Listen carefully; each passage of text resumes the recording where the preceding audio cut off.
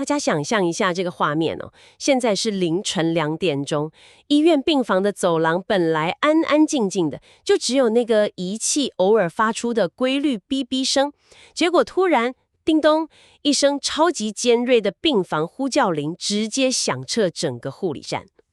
这种声音在半夜真的会让人瞬间神经紧绷。对，紧接着呢，一位家属神色非常慌张地从病房冲出来，对着护理站大喊：护理师，我爸爸发烧了，38.5度，你们赶快来帮他打退烧针呐！哇，这个场景，在临床前线可以说几乎是每天，甚至每几个小时都在上演的日常啊。那个瞬间的空气真的会突然凝结，压力值是非常非常高的。真的，你如果是刚下单位，就是第1个月的护理新人好了，面对这种家属极度焦虑，然后温度计上的那个红色数字又明摆在那里的状况，真的很容易瞬间心跳加速，然后脑袋一片空白。没错，因为新手很容易被家属的情绪牵着走嘛。对呀，心里可能会想过无数个念头，想说，我是该先拿个冰枕过去吗？还是先推血压计去量血压？还是不管3721，马上打电话把值班医师叫醒？其实这种被突发状况突袭的感觉，很容易让人失去原本该有的专业判断力，就是会退化成只会单纯看数字，然后执行一些反射动作的机器了。所以这就是我们今天的这场深度解析要来带大家彻底解决的难题。我们今天手边有一份非常特别的内部资料，这是一份专门为刚下单位的护理新人准备的，叫做小白护理笔记的影片脚本。这份资料整理得非常实用哦。没错，我们要带着大家一起来拆解这份实战手册。不管你现在是身穿白袍的医疗人员，还是说未来某天可能需要在床边照顾发烧的小孩或长辈的普通人，我们今天的任务就是要带你搞懂发烧处置的全流程。就是要从那个被数字绑架的恐慌感中解脱出来了。对，学会像真正的专业护理精英一样冷静地去面对。其实从临床逻辑来看，这份笔记提供了一套非常严谨的危机处理跟系统性思考的范本。它其实是在教你如何在很混乱的状况下找到线索，而不会被表象给迷惑。好，那我们就切入正题。既然刚刚那个家属是因为那个红色的38.5度而陷入恐慌，那我们首先就来直球对决这个数字，到底几度才算是真的发烧？我们平常在家里量体温，如果量到37.2度，到底需不需要开始紧张啊？人体的正常体温其实是一个区间啦，大概是落在摄氏36.5度到37.5度之间。也就是说，37.5度以下，其实都还算在身体正常的波动范围内喽。没错，而在医学的定义上，真正的发烧指的其实是人体的那个核心体温大于或者是等于摄氏38.0度。等一下，这里我就有一个疑问了。你刚刚特别强调了核心体温这4个字，所以测量的部位会有很大的差异呢？因为我们平常在家最常用的应该是量腋下嘛，这跟量耳朵的温度会不一样吗？差异非常大哦，因为你测量的地方距离身体核心器官的远近不同嘛，温度当然就会有落差。像腋温，它是在体表，就很容易受到外界的气温或者是你有没有流汗的影响。对，常常流个汗，量起来就凉凉的。是的，所以腋温通常会比核心体温还要低。如果你量腋下，只要超过37.5度，你的警报雷达其实就要响了。哇，那耳温枪跟量口温呢？耳温跟口温因为比较接近身体的核心，所以标准通常就是定在38.0度。至于最能够精准反映真实核心体温的，其实是肛温，它的发烧标准一样也是38.0度以上。所以换句话说，同样是看到温度计上面显示37.8度，如果是量耳温，可能还不用太紧张；但如果是量腋温，其实已经算是发烧嘞。对，就是这个意思。所以搞懂测量部位的差异非常重要。这等于是说，发烧本身并不是那个潜入我们身体里面捣乱的小偷，它其实比较像是身体的免疫系统在发现了细菌或病毒入侵的时候，为了警告你而自动按下的防盗警报器。这个比喻非常贴切。发烧确实是一种身体正在激烈作战的症状，它不是疾病的本身。既然它只是个警报器，那我们一味的想要去打退烧针，想尽办法要把那个数字硬压回36度，听起来就真的很荒谬了耶。确实是这样。就像是家里进了小偷，然后防盗警报器打响，结果你不是去抓那个小偷，而是冲过去把警报器的电线给剪断，然后告诉自己说：哇，太好了，安静了，现在没事了。哈哈，对，这个举动其实非常危险。这也是为什么这份笔记一开始就非常强烈的警告新人说，绝对不要被数字绑架。很多焦虑的家属啊，或者是刚入行的新手，看到那个数字飙高，满脑子就想着我要降温。就觉得温度下来病就好了。对，但真正专业的做法是啊，要把这个数字当成是一个提示而已。你要转过头去评估病人的整体状态，你要找的是那个触发警报的源头在哪里。好，那我们到底要怎么从这个警报声去追踪小偷的动静啊？学姐跟医师们在看发烧病人的时候，他们真正在评估的关键点到底是什么？这就要进入生命真相，也就是我们临床上常说的 vital signs 的联动评估了。身体在发烧的时候，各个系统其实是牵一发而动全身哦。怎么联动法？一个非常关键的生理机制就是，当体温每上升1度，病人的心跳通常就会跟着增加，每分钟大概10到15次。哇，增加10到15次，是因为体温变高，身体的整体代谢率也跟着拉高，氧气的需求量变大了，所以心脏就必须跳得更快来输送血液，对吗？没错，没错，就是这个原理。同时呢，病人的呼吸也会因为同样的原因而变快，这其实是一种非常正常的生理代偿机制。可是等一下哦，如果体温跟心跳本来就应该要联动的话，那假设今天一个病人他发高烧，烧到了39度，可是他的心跳竟然完全没有变快，还是稳稳的跳70下。这就有问题哦。或者是反过来，他只有微烧，可能37.8，但心跳却异常狂飙到130下，这是不是代表身体的系统出现了更严重的大 bug 啊？这感觉比单纯心跳变快还要危险呢。哇，你抓到一个非常敏锐的重点哦。这通常暗示着身体遭遇了非典型的状况，比如你刚刚说的，心跳没有跟着变快，这在医学上我们称为相对性心搏过缓。相对性心搏过缓，这是什么情况会发生？这在某些特定的细菌感染，像是伤寒，或者是病人本身的心脏传导系统已经出问题的时候，就有可能会出现。那如果是心跳太快呢？如果心跳快得非常不成比例，那可能就代表心脏血管系统已经快要无法负荷了，它在拼命挣扎。不过这还不是我们评估当中最致命的一环哦。什么？还有比心脏快负荷不了更致命的指标？有的，就是血压。血压？对，这份护理笔记里面特别把血压标示为重中之重。如果你发现病人发烧，同时又合并了血压下降，这个时候你的脑海里必须要立刻拉响最高级别的警报。为什么？因为这极有可能是败血症的征兆。败血症听起来就是整个身体系统崩溃的感觉。为什么细菌感染会导致血压突然掉下来啊？这中间的机制到底是什么？因为当细菌它不仅仅是在局部作乱，而是已经侵入到你的血液循环里面的时候，我们的免疫系统为了对抗这些大量的细菌，会释放出非常多的发炎物质。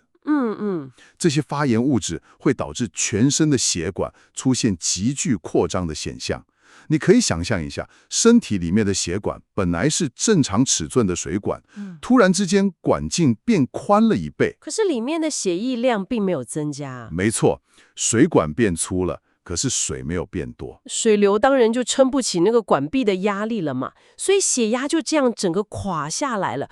哇，这样会导致那些很重要的器官，像是大脑啊、肾脏根本吸不到血液，难怪1秒钟都不能耽搁。所以啦，当家属在外面喊着38.5度的时候，专业的护理人员他们脑袋里运作的绝对不是去冰箱找退烧药，而是立刻去确认心跳、呼吸，然后死死紧盯着血压有没有往下掉。哇，就真的是专业跟业余的分水岭。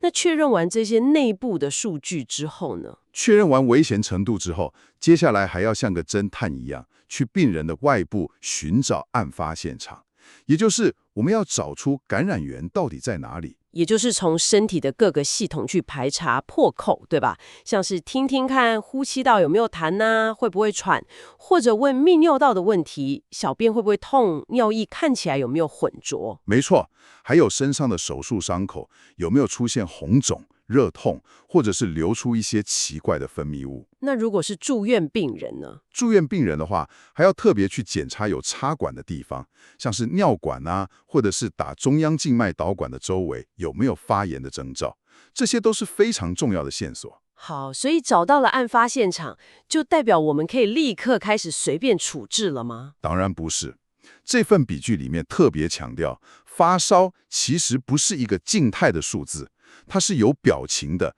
它是一个动态变化的3个阶段。动态变化的3个阶段。对，第一阶段叫做发冷期，这时候身体正在大量产热，病人会开始打寒颤、发抖，手脚摸起来非常冰冷。笔记里面用红字强调，在这个阶段绝对不能给病人睡冰枕，反而需要帮他保暖。体温在往上飙，病人却觉得冷得要命，还要盖厚棉被。其实这是因为大脑里面的体温调节中枢被病原体入侵后产生的物质给害进去了。害进去了，这怎么说？你可以把我们的大脑想象成是一台冷气机的温控面板。本来我们正常设定在37度，但细菌的那些发炎物质会让大脑误以为现在的正常温度应该要是39度才对。哦，所以我懂了。所以大脑一看，咦，现在身体只有37度，距离我新设定的目标39度还差得远了，大脑就会判定现在身体处于失温的状态。完全正确。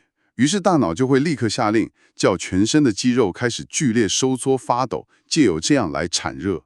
同时，它还会把手脚末梢的血管通通收缩起来。为了把血液都集中到躯干去保暖，对不对？没错，这也就是为什么病人的手脚摸起来像冰块一样，但身体却一直在发抖。哇，这也就解释了为什么这个时候给冰枕是完全错误的决定。大脑正拼了老命在生火，想要把体温烤到39度去杀死细菌，结果你拿一个大冰枕垫在他头下，或者拿酒精擦他的身体。这等于是往火堆里倒冰块啊。对啊，那病人为了抵抗这个外来的寒冷，只好消耗更多的能量去发抖、去产热，这样反而会超级痛苦诶。难怪给冰枕会越抖越厉害。没错，在发冷期给冰枕，真的只会引发更严重的寒颤，甚至让体温飙得更高哦。我们一定要一直等到病人进入了第2个阶段，也就是高温期。高温期的特征是什么？就是体温已经达到了大脑设定的那个顶峰。这时候病人不会再发抖了，皮肤摸起来就是干干热热的。要到这个时候，我们给予物理散热，像是温水拭浴或者是冰枕，病人才会觉得是舒服的。了解。那脑部受伤或婴幼儿使用冰枕是不是也要特别小心？对，笔记里有特别提醒，这类病人使用冰枕必须非常谨慎，要遵照医嘱。那度过了高温期，接着就会进入第3阶段，叫做退收期。也就是开始出汗的时期了吧？对，大脑终于把目标温度调回正常的37度了，所以身体就会开始大量流汗，把刚刚产生的热量给散发出去。哇，了解了这3个动态的阶段，我们终于可以从刚刚的评估正式转向实际的护理介入了，也就是要采取行动啦。除了高温期给冰枕、保持室内通风，还有让病人穿宽松的衣服之外，非医疗的处置还有哪一点是很重要的？非常重要的一点，那就是补充水分。为什么特别强调喝水？因为发烧会让新陈代谢加快嘛，呼吸频率也会增加。这个时候，皮肤表面蒸发掉的水分其实会变多，这在医学上我们称为不显性失水。不显性失水，意思是我自己感觉不到。对，也就是你根本没有流汗湿哒哒的感觉，但其实你体内的水分一直不断透过呼吸跟皮肤在快速流失。所以只要病人没有限制饮水的禁忌症，比如说他没有严重的肾脏病或者心衰竭的话，护理人员一定要鼓励他们多喝水。这是非医疗的部分。那如果是医疗处置呢？当然就会用到退烧药了，对吧？像是大家常听到的普拿疼成分的药物，或者是 NSAID 类的消炎止痛药，还有针对细菌感染会打的抗生素。对对，但我看到笔记在这里下了一个极度强硬的绝对的黄金法则。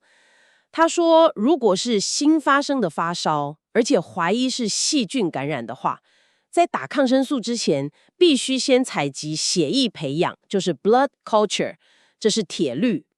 这是非常非常严格的规定。这里我就要替听众问一下了，为什么这个顺序这么死啊？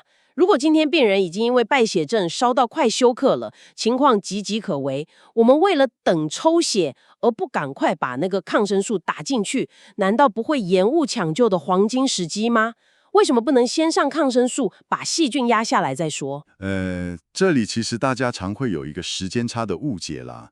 抽血采集血液培养这件事，对于熟练的护理人员来说，通常只需要1到2分钟就能够完成了，并不会耽误太久。1-2分钟就搞定了。对，但如果你颠倒了顺序，我们先把抗生素打进身体里，那个抗生素一旦进入血液，它就会立刻开始抑制或者是杀死细菌。对呀，这样不是很好吗？赶快杀菌啊！问题是，这时候你再去抽血送到实验室培养，实验室就很可能什么细菌都培养不出来了。啊，我懂了，这就好像是发生了银行抢案，你不先让监视人员进去采集歹徒的指纹跟证据，你反而拿着一桶强效的标白水，把整个案发现场彻底拖过地，消毒了一遍。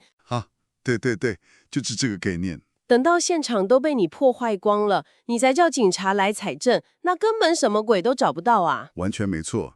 那这个造成的后果是什么呢？结果就是医先之后永远无法准确知道这一次到底引发败血症的是哪一种病原体在作祟。也不知道这只细菌它对哪些抗生素有抗药性。哇，那后续的治疗不就变成盲人摸象了吗？对啊，只能凭经验或猜测去用药。万一猜错了抗生素，没有对症下药，这对病人的预后将会是毁灭性的打击。所以先采证再开火这个顺序，在急救流程中真的是绝对不能颠倒的铁律啊！原来如此，拆解到这里，我们等于是处理了病人生理上的警报，找出了感染源，也弄懂了怎么正确的给药跟降温。但是大家别忘了，我们回到节目一开始的那个情境。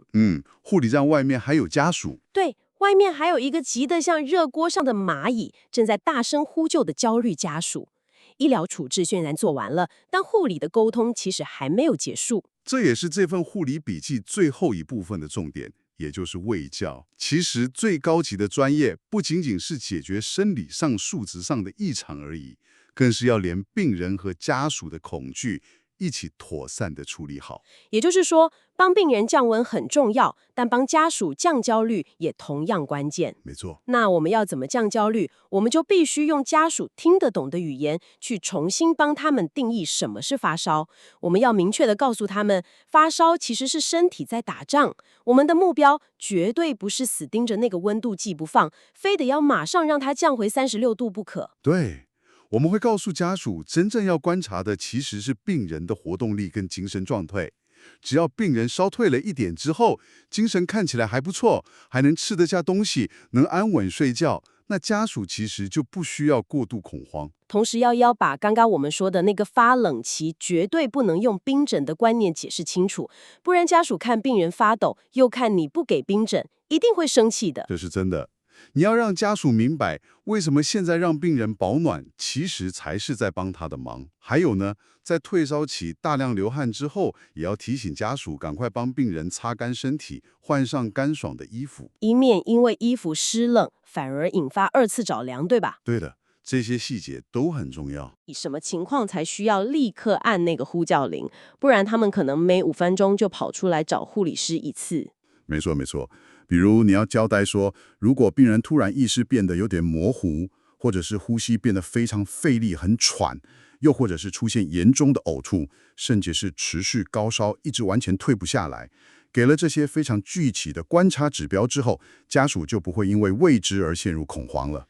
对，这其实也是赋予家属一种我能掌控现在的局面，而且我能帮上忙的一种安全感。这对听众朋友来说真的是最实用的部分，因为即使你不是护理师，当你在家照顾发烧的小孩或长辈的时候，这些卫教知识就是你能掌控局面的最强武器。确实是这样。我们今天透过这份给新人的护理笔记，其实是带着大家重新认识了人体的防疫机制。没错，我们来帮大家快速总结一下这4大步骤，从一开始的定义，去确认真实的核心温度数据，到做评估，从各种生命征象跟血压里面去寻找线索，再到施措施，顺应着发烧的动态生理阶段去给予正确的处置，最后是教病人用专业的知识去安定家属的心。这4个步骤真的是一气呵成。护理工作真的不仅仅是量量血压、打针发药这种被动的执行动作而已，它其实是一门为了病人的安全在严格把关的科学，里面充满了各种批判性的思考。真的，有了今天探讨的这些知识，就算你只是在家里照顾发烧的家人，你也一定能冷静应对，不会再慌慌张张的乱塞冰枕了。不过，在我们今天这场深度解析结束之前，我想根据我们今天一直探讨的这个发烧就是警报器的机制，向大家抛出一个问题，一个值得大家稍微深思一下的问题。哦，什么问题？我们今天花了很多时间了解到，发烧其实是身体的免疫系统正在积极作战对抗外敌的时候所发出的警报声。这代表着你的身体其实还有体力去拉高温度打仗。那么大家想想看，如果今天一个病人他的身体明明已经感染了非常严重的细菌，甚至器官都已经开始衰竭了，但他的体温却完全没有升高，连一点点发烧的警报声都没有响起。哇！这是什么意思？这是不是意味着他的免疫系统其实已经虚弱到连生火作战、连按下警报器的力气都已经没有了？大家想想，相比于那种轰轰烈烈的高烧，这种连警报器都彻底失效的无声状态，是不是一种比发高烧还要令人毛骨悚然的致命危机呢？这真的是一个非常值得深思的医学哲理。非常感谢大家今天跟着我们一起拆解这份医疗笔记，探究发烧背后的真相。希望大家把这些知识带回你的生活中。下次如果再看到温度计上的数字飙高，先别急着害怕，冷静下来观察病人的状况。我们的深度解析今天就到这边，大家下次见喽。